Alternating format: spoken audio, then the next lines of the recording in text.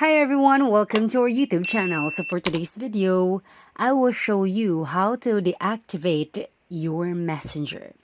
So the first thing that you need to do is to go to your messenger app, and then after that, just go to settings and then look for active status, then turn it off. So this option is for your friends or Facebook friends not to recognize that you are active in Messenger.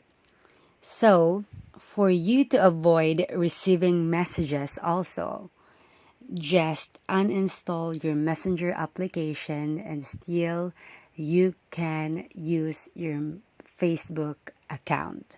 So that is how to deactivate in Messenger. I hope you learned something, and don't forget to like, subscribe, and leave a comment if this video helped you. Thank you and take care.